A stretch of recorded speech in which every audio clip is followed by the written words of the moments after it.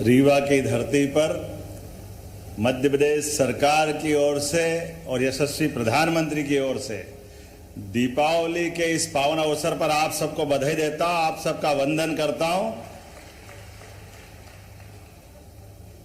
हमारे त्योहारों का भी आनंद कैसा है मैं बात करूंगा, उसके पहले हमारे यशस्वी उप मुख्यमंत्री श्रीमान जगदीश देवड़ा जी अभिनंदन करें जगदीश देवड़ा जी का। और इस अवसर पर हमारे सुयोग्य उप मुख्यमंत्री आपके विधायक जोरदार अभिनंदन श्री राजेंद्र शुक्ला जी का स्वागत करें।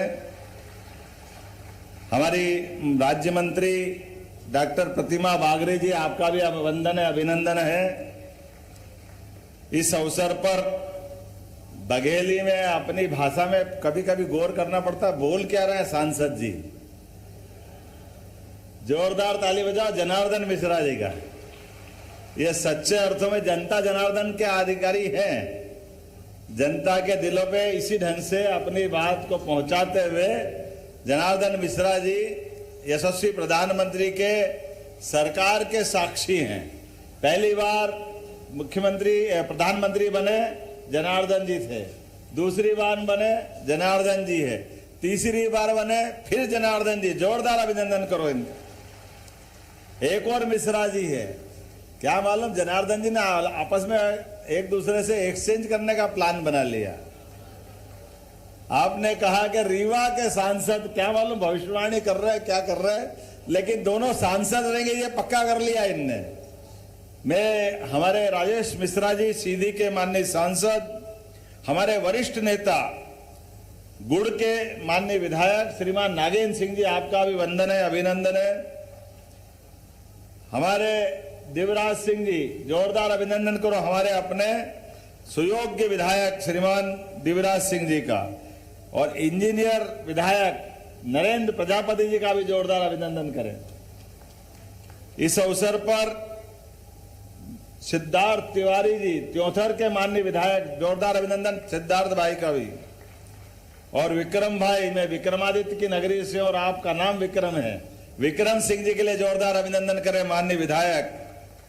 इस अवसर पर श्रीमती नीता कोल जी, पूर्व मंत्री श्रीमान पुष्पराज सिंह जी, हमारे डॉक्टर अजय सिंह जी जिलाध्यक्ष भारतीय जनता पार्टी, सभी के लिए जोरदार अभिनंदन करें। हमारे इस पूरे आयोजन के साथ अभी वर्चुअल रूप से जुड़े हुए हमारे यशस्वी प्रधानमंत्री थोड़ी देर बाद अपने इस कार्यक्रम में अपना मूल रूप से बनारस से इसको जोड़ करके कार्यक्रम की गरिमा बढ़ाएंगे। जोरदार अभिनंदन माननीय यशस्वी प्रधानमंत्री का, जिनकी मौजूदगी से हजारों करोड़ की आज ये सौगातें मिल रही है। इस अवसर पर हमारे उड्डयन मंत्री मेरे नाम राशि राम मोहन नायडू जी, जोरदार अभिनंदन राम मोहन नायडू जी का।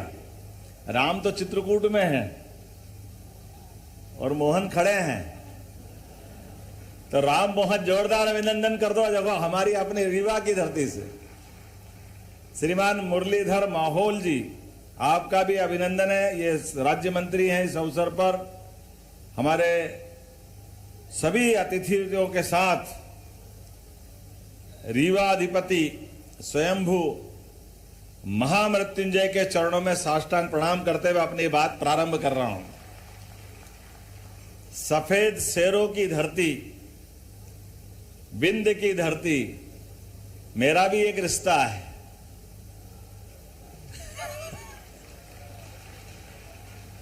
मैं अभी माननीय राजेंद्र जी से बात कर रहा था। राजेंद्र जी, मेरी शादी 93 में हुई, तब यहां रेल भी नहीं आती थी, मुझे सतना से उतर के आना पड़ता था, बड़ा मुश्किल जाता था। कहां रीवा पुराने वाला, रीवा में किस बात की कमी? यहां के लोगों की मेहनत, निष्ठा, लगन, अपनी विनम्रता और काम करने की विशेषता, पता नहीं कितने प्रकार से रीवा में विश्लेषण थे, लेकिन पूर्ववर्ती सरकारों ने ऐसी नजर लगाई कि रीवा के विकास को ताला लगा दिया, ताला, सारी सिस्टम बंद कर दी। मुझे इस बात की प्रसन्नता, जब से भाजपा की सरकार आई है लगातार विकास के नए नए कीर्तिमान बन रहे हैं। हमारे पूरे नेतृत्व के लिए जोरदार अभिनंदन करें। 2003 के पहले स्वर्गीय भारत रत्न अटल बिहारी वाजपेयी जी के समय से गांव गांव में प्रधानमंत्री जो सड़क बनी, जोरदार अभिनंदन करें माननीय अटल बिहारी वाजपेयी जी के लिए। ये बदलते दौर में गांव में भी विकास नहीं करने दे रहे थे, शहर में भी विकास नहीं। पता नहीं कौन सी थ्योरी है। कांग्रेस के लोग सरकार बनाते हैं, लेकिन सरकार बनाने के बाद इतने छोटे मन के हो जाते हैं कि विकास से कोई लेने देना नहीं। इसीलिए मैं कभी कभी सोचता हूं, आप अंदाज लगा लो कि आप दिल्ली में बड़े बड़े नेता कांग्रेस के, बड़े राष्ट्रीय अध्यक्ष, पता नहीं क्या क्या है, लेकिन खुद दिल्ली में लड़ने से डरते हैं।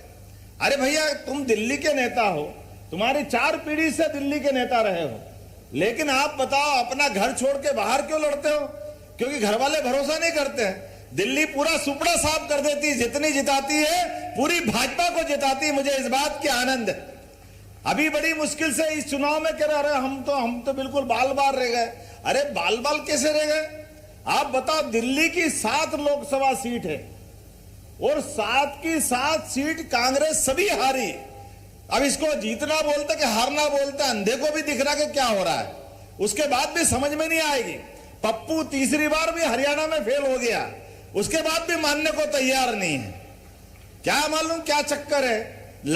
चुनाव लड़ने में भी इतना डर है कि अपनी सीट से बहन को लड़ाने के लिए इंतजार करा कि मेरे को लड़ लेने दो, आंख में आंख मिला करके देख लूंगा कि हाँ जीत गए, फिर छोड़ दी और बहन को लिया है। अरे लोकतंत्र में इतना डरोगे फिर राज कैसे करोगे? और ये यशस्वी प्रधानमंत्री को देखो, पहली बार दिल्ली ने, हमारी पार्टी ने डिक्लेयर किया यशस्वी प्रधानमंत्री श्रीमान नरेंद्र मोदी जी इस देश के भावी प्रधानमंत्री होंगे।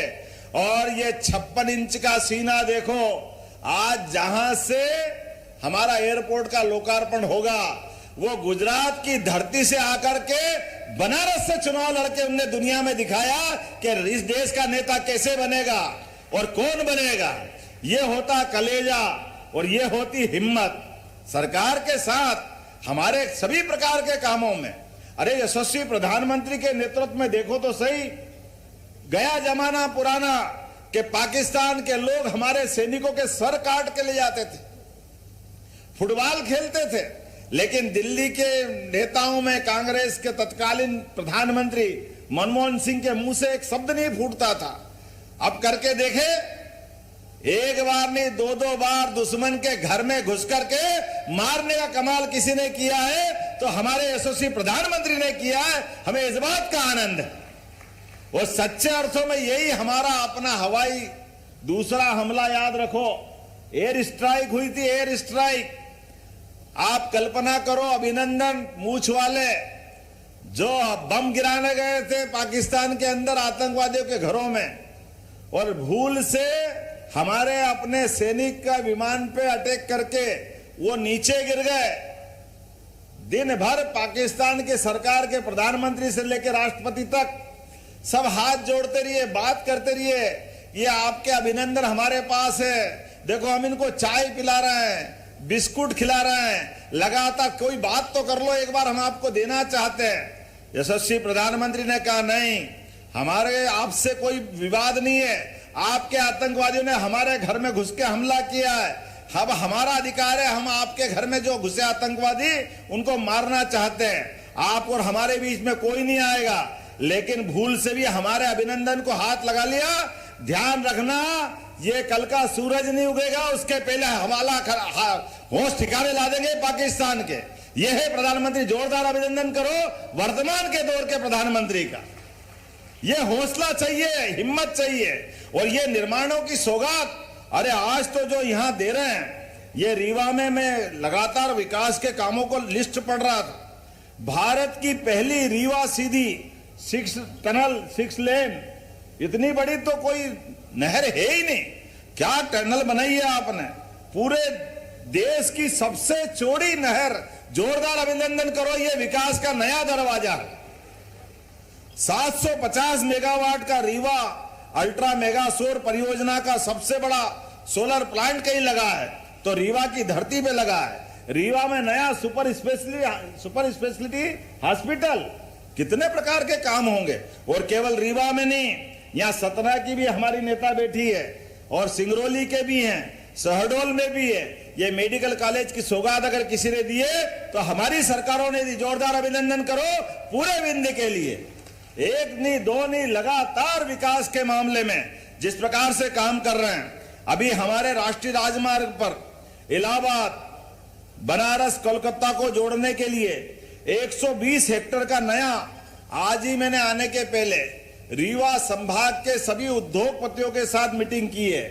हमारे सभी युवाओं के लिए सभी प्रकार के विस्तार की संभावनाओं को लेकर के आर्थिक रूप से रीवा और पूरे मध्य प्रदेश को मजबूत बनाने के लिए हमने हर महीने संभाग स्तर की उद्योगपतियों की रीजनल कनेक्टिविटी स्थापित करने के लिए इंडस्ट्री कॉन्क्लेव चालू किया। अभिनंदन करो इस बात के संकल्प के साथ। आने वाली 23 तारीख को रीवा में फिर इंडस्ट्री कॉन्क्लेव होगी और यहां पे रोजगार के नए नए अवसर मिलेंगे। जब बड़ी इंडस्ट्रियां लगती है तो आज तो हम केवल कमर्शियल फ्लाइट की बात नहीं कर रहे हैं, लेकिन यहां से भविष्य में विमान अपना माल का यातायात के लिए भी इस्तेमाल करेंगे। जोरदार अभिनंदन करो इसी एयरपोर्ट के लिए। आज मैं यहां बैठा था तो कई उद्योगपति ने कहा है कि कंटेनर बनाने के लिए भी हमारे यहां इसकी गुंजाइश है। चिंता मत करो, कंटेनर बनाने के लिए जरूरत पड़ेगी तो रीवा में बनाने की मैं यही घोषणा करता हूं। निश्चित रूप से जो माल निर्यात करना चाहेंगे, खाली एक मामला नहीं, कितने प्रकार से आपकी जितनी खदानें हैं। अब तो कृषि का उत्पाद क्षेत्र भी बहुत अच्छा हो गया। पर्याप्त पानी होने के कारण से हमारे यहाँ विविध प्रकार की फसलों का उत्पादन भी बढ़ा है और क्षेत्र की गरीबी दूर हुई है। आने वाले समय में इसी क्रम को और आगे बढ़ाते हुए हमारे कृषि उत्पाद बनाने के लिए भी रीवा, सीधी, सतना, सिंगरौली हर जिले के अंदर फूड इंडस्ट्री भी स्थापित की जाएगी और लगातार इसको प्रोत्साहन देने का काम करेंगे। राइस मिल के लिए बताया गया है, राइस मिल काफी है, यहाँ पे कुछ कठिनाइयां हैं, लेकिन कोई राइस मिल के मसले में परेशानी आएगी, सरकार सबसे पहले उनके साथ खड़ी है, सारी कठिनाई दूर करेंगे। हमारे बीच में औद्योगिक दृष्टि से लगातार बढ़ाने के लिए आज तो मैं यहाँ, क्योंकि हमारी एयरपोर्ट की बात है और एयरपोर्ट के मामले में आज देश भर में 6125 करोड़ के निवेश से 7 एयरपोर्ट्स के विभिन्न प्रकार के अलग अलग कामों का, जिसमें रीवा भी शामिल है। जोरदार अभिनंदन करो नरेंद्र मोदी जी के लिए, जिनके कारण से आज ये सौगात मिलेगी। हमारे यशस्वी प्रधानमंत्री ने उड़ान नाम के लिए खास करके छोटे शहर, मझले शहर, इनके अंदर भी बड़ी सौगात दी और आज यहां मुझे बताया गया कि रीवा में आने वाले समय में मालवाहक वाणिज्य विमानों का भी संचालन करने की आपने योजना बनाई है। उसी योजना के बलबूते पर हमारे उत्पाद को हम रवाना करेंगे। आज यहाँ पर रीवा में जहाँ रेल नहीं थी, आज रेल तो आई है, लेकिन हवाई यातायात की सुविधा भी आई है। हमारी पीएम श्री वायु सेवा के साथ आज ही रीवा भोपाल कनेक्टिंग फ्लाइट यहीं से रीवा से चालू होगी। आपके सामने विमान जाएगा। जोरदार अभिनंदन करो इस नई सौगात के लिए। और इतना ही नहीं, जिनको जाना है 1 माह के लिए, विमान में कौन कौन नहीं बैठे, हाथ खड़े करके बताओ जो विमान में नहीं बैठे। और 1000 से कम में कौन बैठना चाहते, हाथ खड़े करो जो 1000 से कम में बैठना चाहते हैं। 1 महीने तक 999 विमान ले जाएगा आपको रीवा से, इसी जगह से।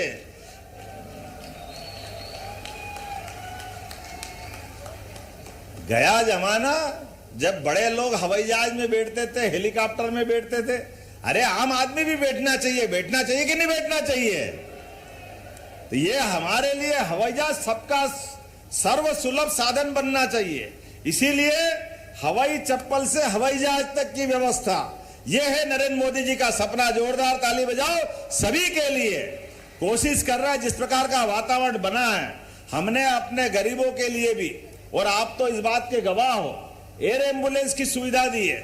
आप ये मत चिंता करना कि केवल एयरपोर्ट से ले जाएंगे, एयरपोर्ट भी हिस्सा है, लेकिन गरीब से गरीब आदमी अगर हॉस्पिटल में भर्ती है और उसको कोई बड़े हॉस्पिटल में पहुंचाना है, उसकी जान बचाना है, या कोई एक्सीडेंट हो गया, एक्सीडेंट में कोई गंभीर घायल है और गंभीर घायल को तुरंत उठा करके उसकी जान बचाना है, हमारी सरकार ने निर्णय किया है एयर एम्बुलेंस की सुविधा के माध्यम से हेलीकॉप्टर भी पहुंचाना पड़ेगा, तो बगैर पैसे के हेलीकॉप्टर पहुंचा करके उसकी जान बचाने का काम हमारी सरकार ने किया।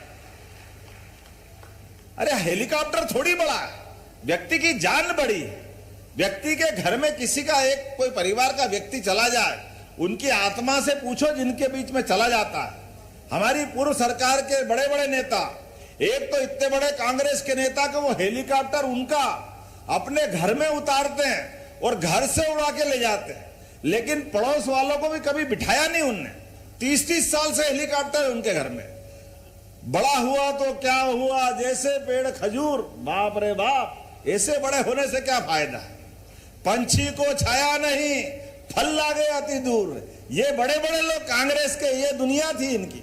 ये बदलने वाला समय है। यशस्वी प्रधानमंत्री के नेतृत्व में हमारी सरकार गरीबों की सरकार है, किसानों की सरकार है, युवाओं की सरकार है, माता और बहनों की सरकार है। और आज तो माता बहनों के लिए मैं डबल बधाई देता हूं। आज के दिन ये सौगात मिल रही है, लेकिन करवा चौथ के लिए भी आपको बधाई देता हूं, प्रणाम करता हूं। हमारी माता बहनें त्योहार के दिन भी हमारे बीच आई, लेकिन सौगात लेके आए मोदी जी। ये हवाई जहाज की यात्रा याद रहेगी कि ये कब मिली थी, जिस दिन करवा चौथ थी। जोरदार अभिनंदन करो हमारे लिए, ये नई सौगात है। और इस बार की दिवाली एक बार नया सूरज लेके आएगी। दिवाली का समय आगे बढ़ने के लिए होता है, उन्नति के लिए होता है, समृद्धि के लिए होता है, हमारे सपनों के आधार पर आगे बढ़ने के प्लान बनाने के लिए होता है। ऐसे में ये सौगात जब मिल रही है तो इसका आनंद ही अलग है। मेरी अपनी ओर से मैं कुछ बताना चाहूंगा। 5 वाणिज्यिक हवाई अड्डे हमारे यहाँ काम कर रहे हैं।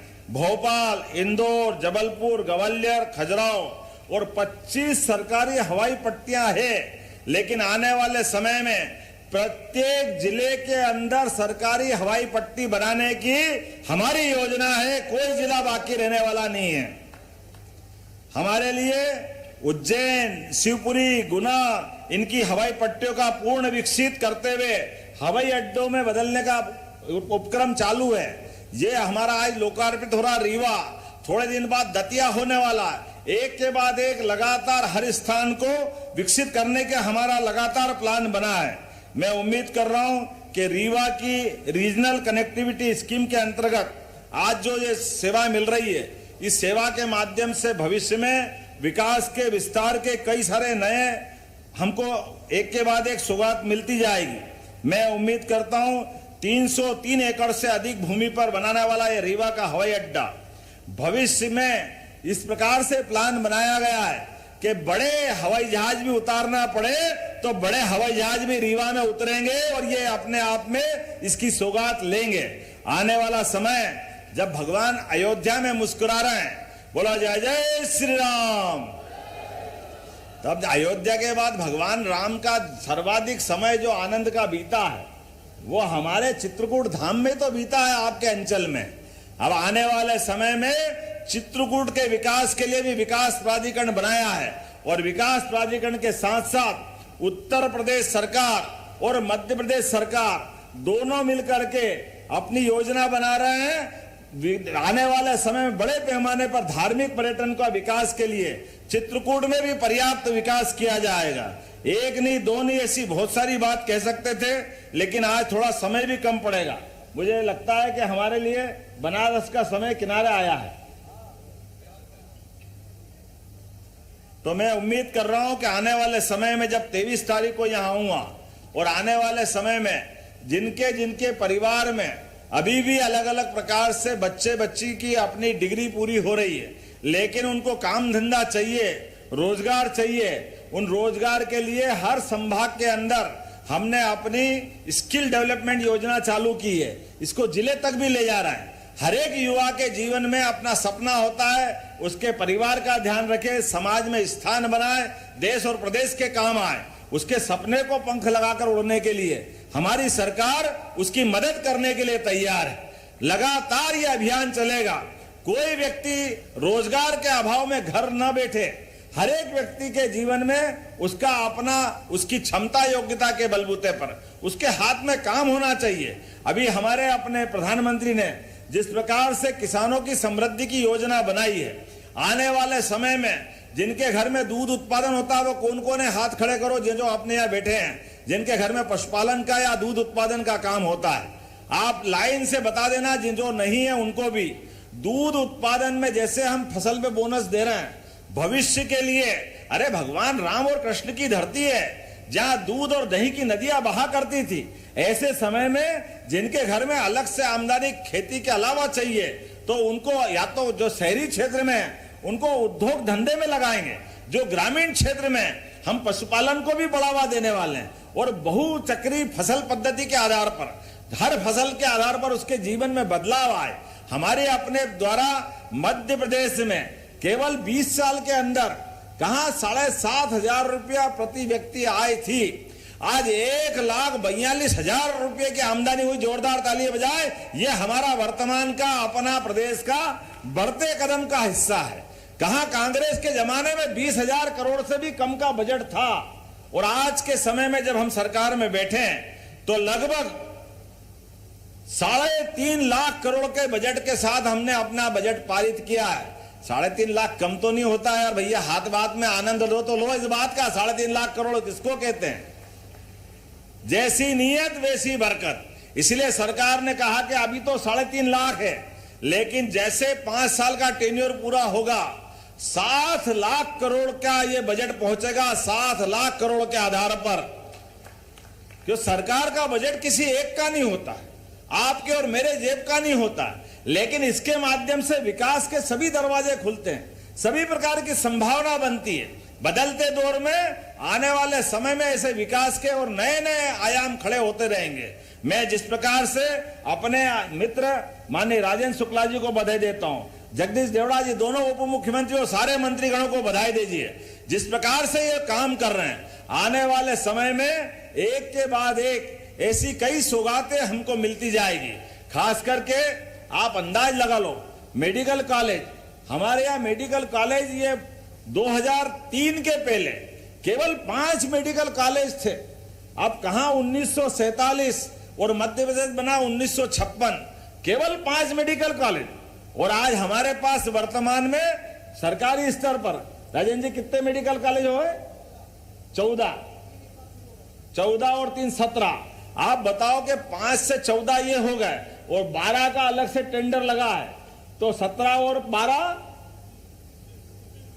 29 और 8 अलग बन रहे हैं, तो 29 और 8 सब मिलाकर के 37 मेडिकल कॉलेज 2 साल के अंदर होने वाले हैं। ये हमारी सरकार के काम। एक तरफ इनका काम, जैसे ना कोई सड़क, ना कोई बस अड्डा, ना कोई रेलवे स्टेशन, ना कोई एयरपोर्ट की तो कल्पना ही करना मुश्किल है। ये सिवाय झूठ बोल के बेवकूफ बनाने के कांग्रेस और उनकी पूर्ववर्ती सरकार ने लगातार जिस प्रकार से काम किया है और आज भी वही काम है, उससे बदल नहीं रहे। अरे भाई 5 साल है अभी, आप शांति पुष्टि रखो। आपको जनता ने आदेश नहीं दिया, जनादेश भाजपा को मिला है। हम लगातार विकास के काम कर रहे हैं। अभी भी जोर से बोलो, झूठ बोलो, वो झूठ बोल के भाग जाओ। लगातार जिस प्रकार से बातें कर रहे हैं, विकास का कोई विजन नहीं। अरे आओ, जिस दिन चुनाव होगा उस दिन निपट लेंगे।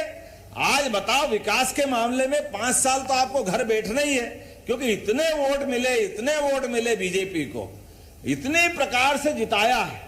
आप बताओ 163 की जीत, जोरदार ताली बजाओ। ये किसको कहते हैं 163 विधानसभा की?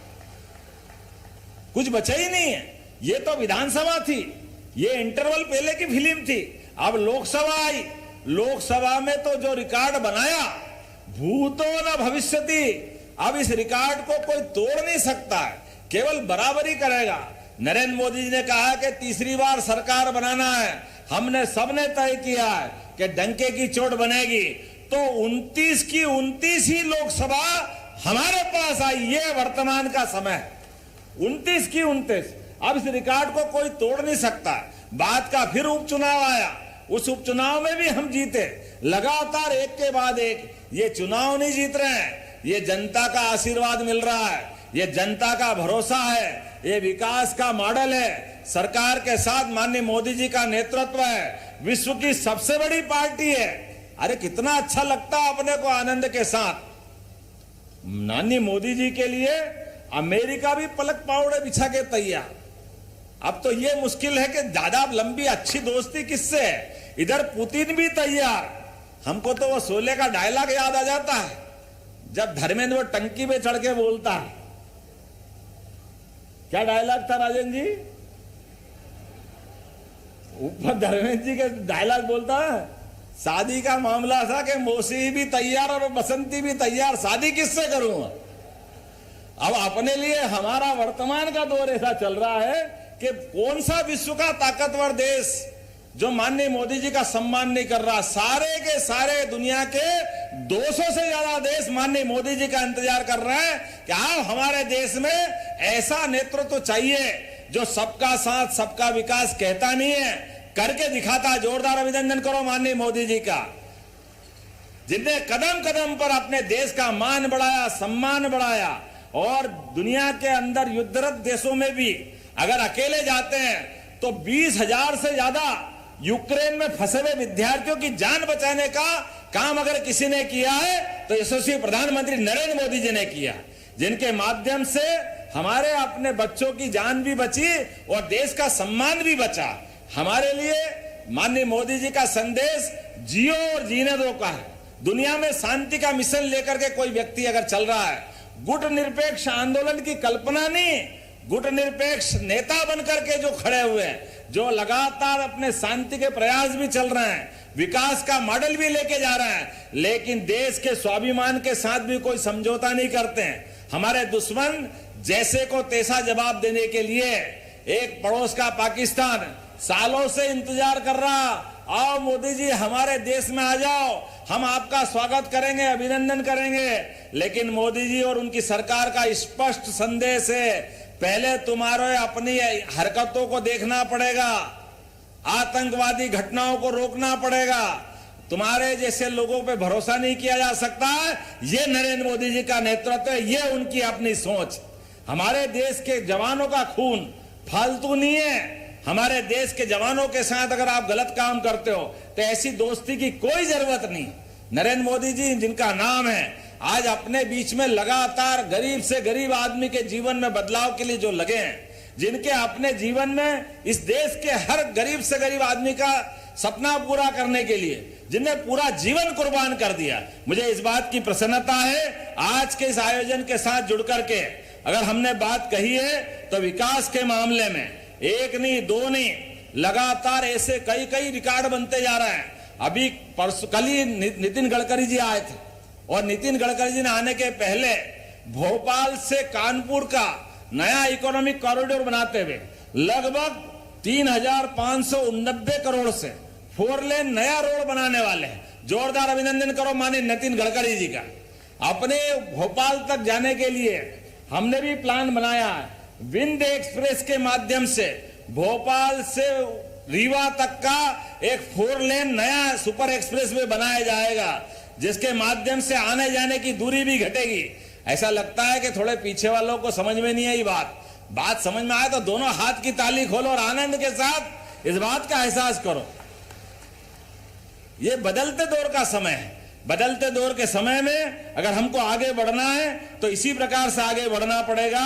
एक के बाद एक ऐसी बहुत सारी बातें कह सकता था, लेकिन आज के इस समय पर चूंकि हमने अपने नदी जोड़ो अभियान की भी शुरुआत की है, विश्व का पहला नदी जोड़ो अभियान यशस्वी प्रधानमंत्री के नेतृत्व में आपके रीवा के अंदर मोटे तौर पर जहां अमरकंटक से सोन नदी निकलती है, सोन नदी की धारा अलग, रीवा नाम तो माता रीवा के है, लेकिन रीवा जब राज्य था पुराना तब रेवा जुड़ी थी, रीवा महाराजा से संबंध आता है। लेकिन जब ये राज्य की सीमा जिले की सीमा में बदल गई तो अब रीवा रेवा से नहीं जुड़ रहा था। लेकिन मुझे इस बात की प्रसन्नता है, हमने लगातार प्रयास किया, अगले साल तक रीवा में भी रेवा की धारा आ जाएगी, इसलिए हम लगातार लगे हैं। ये बदलते दौर का समय है। मां नर्मदा का नाम रेवा है, उन्हीं के नाम पर रीवा है। और बदलते दौर में हमारी सोन नदी आगे जाकर के सतना से आगे जाके सिंचित करेगी और वहां से नर्मदा इधर आएगी।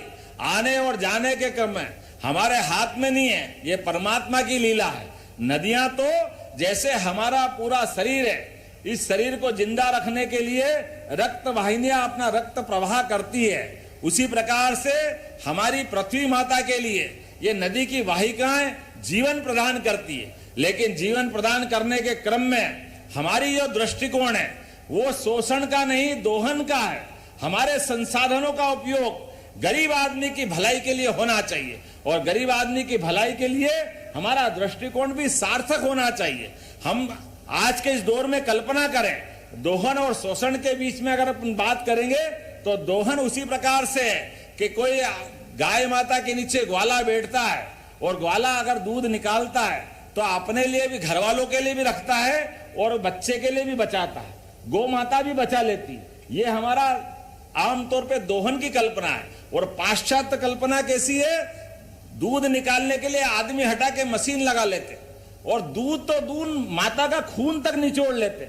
ये दृष्टिकोण पश्चिमी देशों का है, ये भारतीय संस्कृति से मेल नहीं खाता है। हमारी संस्कृति जियो और जीनों में विश्वास करती है, लोगों को लेके चलने में विश्वास करती है। इसलिए नदियों का दोहन करते हुए हमारे पूरे अंचलों के अंदर किसान अपनी फसल अच्छी खड़ी करे, व्यापारी उद्योग धंधे करे, अपने अपने काम सब करते करते अपनी जो मूल भावना है, सर्वे भवन्तु सुखिनः सर्वे सन्तु निरामया, सबका भला हो, इस भाव को लेके चलते हुए हमारी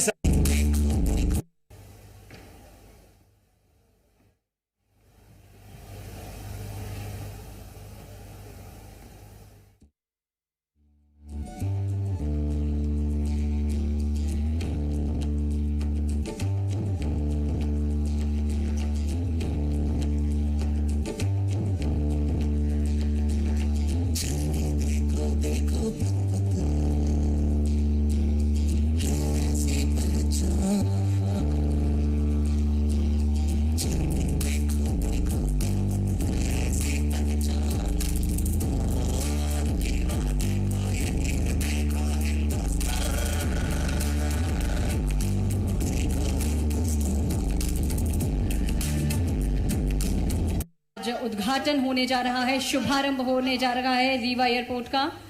हम सभी जुड़ेंगे वाराणसी से। माननीय प्रधानमंत्री नरेंद्र मोदी जी वाराणसी से आज जो भारत भर में 7 एयरपोर्ट का शुभारंभ होने जा रहा है, 3 एयरपोर्ट का आज उद्घाटन हो रहा है, लोकार्पण हो रहा है। इसके साथ ही 4 जो एयरपोर्ट हैं उनका आज भूमि पूजन किया जा रहा है। इस ऐतिहासिक पल के साक्षी बनने के लिए हम सभी यहाँ पर उपस्थित हैं। वाराणसी की ओर हम आपको ले चलेंगे कुछ ही मिनटों के पश्चात। प्रधानमंत्री जी हम सबके बीच होंगे। आदरणीय मुख्यमंत्री जी से अब हमारा आग्रह, ये जो एयरपोर्ट का निर्माण यहाँ पर किया गया है, की एक कविता है, उसकी अंतिम पंक्तियां जो मुझे ये लग रहा है कि आप लोग को अच्छी लगेंगी, वो मैं आपको सुनाती हूं। बंगाल की काल उनकी कविता थी, उसमें उन्होंने लिखा था कि मेरे पैसे या 2 पैसे किस मसरफ के तुमको होते, इसीलिए मैं अपनी वाणी तुम्हें भेजता हूं चंदे में। संभव है तुमको कुछ बल दे और कालिका करे प्रेरणा, निकल पड़ो तुम सहसा कहकर अपनी रोटी अपना राज। इंकलाब जिंदाबाद, इंकलाब जिंदाबाद, इंकलाब जिंदाबाद। वो जुनून, वो उत्साह, वो एक लहर हमारे सभी जो विद्यार्थी हैं खेल के, उनके अंदर वो ज्वाला जले, वो लौ प्रज्वलित रहे। इसी कामना के साथ आइए आपके साथ हम लोग भी माननीय प्रधानमंत्री जी के शुभ आगमन की प्रतीक्षा करते हैं। एक बार पुनः इस विशाल ये जो मैदान है सेगरा स्टेडियम का, इसमें उपस्थित प्रत्येक जनमानस का, प्रत्येक खिलाड़ी का, प्रत्येक उपस्थित यहां पर हमारे पत्रकार भाइयों का, आप सबका इस काशी की पावन धरा पर मैं बहुत बहुत स्वागत और अभिनंदन करती हूं। पता नहीं बाद में मौका मिले या ना मिले, आप सबके प्रति आभार भी व्यक्त करती हूं कि इतनी भारी संख्या में आके आपने इस कार्यक्रम को सफल बनाने में अपना बहुमूल्य योगदान दिया। आप सबको नमन करती हूं, आप सबकी उपस्थिति को प्रणाम करती हूं। धन्यवाद।